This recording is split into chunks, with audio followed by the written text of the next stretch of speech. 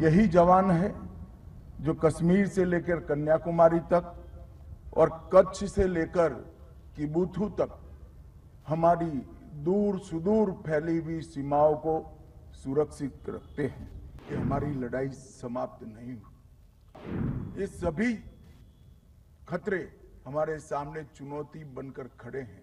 खतरे और चुनौतियां कितनी भी बड़ी हो, हमारे जवानों के अड़िग प्रण के सामने वो टिक नहीं पाएगी। अपना सर्वोच्च बलिदान देने वाले सभी अलग अलग बल के जवानों को श्रद्धांजलि देने का कार्यक्रम आयोजित किया गया है। मेरे लिए सौभाग्य की बात है कि आज मैं यहां पर रहकर वो अमर जवानों के बलिदान की भावना को पुष्पांजलि करने का, श्रद्धांजलि देने का मुझे मौका मिला है। यही जवान है जो कश्मीर से लेकर कन्याकुमारी तक और कच्छ से लेकर किबुथु तक हमारी दूर सुदूर फैली हुई सीमाओं को सुरक्षित रखते हैं।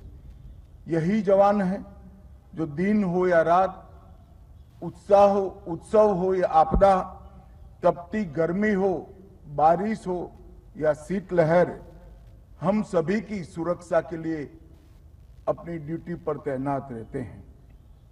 -50 डिग्री टेम्परेचर से लेकर +50 डिग्री टेम्परेचर तक सीमाओं पर अड़िग रहकर देश की सीमाओं की सुरक्षा करते हैं।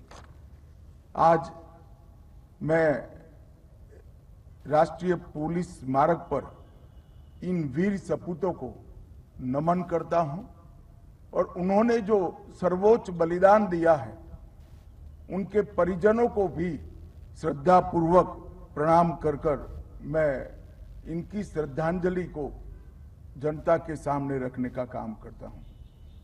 भाइयों बहनों, ये जो पुलिस स्मारक की मध्य में एक अड़िग शिला दिखाई पड़ती है, वो शिला हमारे जवानों के कर्तव्य पर चलने के अड़िग फैसले का प्रतीक, हमारे जवानों की प्रखर देशभक्ति का भी प्रतीक है और हमारे जवानों की देशभक्ति से प्रेरित होकर सर्वोच्च बलिदान देने की उत्कंठा का भी प्रतीक।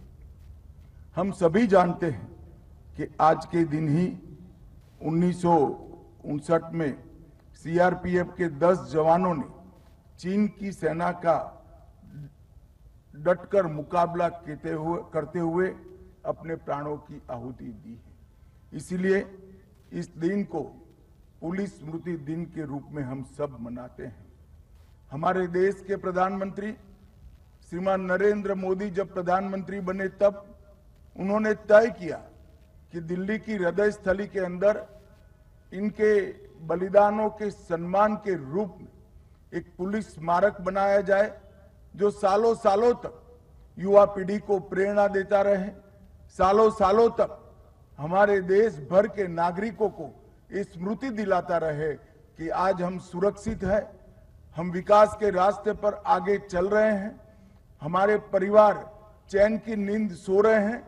इसके पीछे ये हजारों बलिदानियों का सर्वोच्च बलिदान है।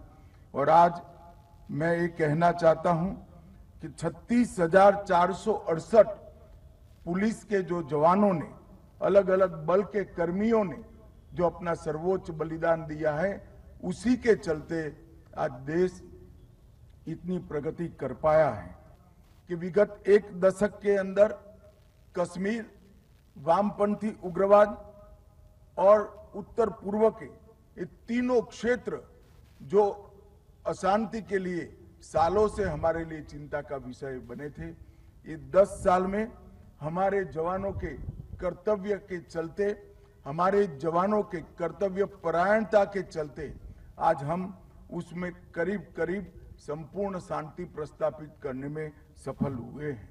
मगर आज मैं ये भी कहना चाहता हूं कि हमारी लड़ाई समाप्त नहीं हुई। ड्रोन की उभरती हुई चुनौती, नारकोटिक्स का कारोबार, साइबर अपराध, एआई का उपयोग कर अनेक प्रकार की अशांति फैलाने का प्रयोग, धार्मिक भावनाओं को उकसाने के षड्यंत्र, घुसपैठ, अवैध हथियार की तस्करी और आतंकवाद, ये सभी खतरे हमारे सामने चुनौती बनकर खड़े हैं। परंतु मैं आज यहां से देश की जनता को आश्वस्त करना चाहता हूं, खतरे और चुनौतियां कितनी भी बड़ी हो, हमारे जवानों के अडिग प्रण के सामने वो टिक नहीं पाएगी। देश सुरक्षित रहेगा, आगे बढ़ता रहेगा और अपने लक्ष्यों को प्राप्त कर रहेगा।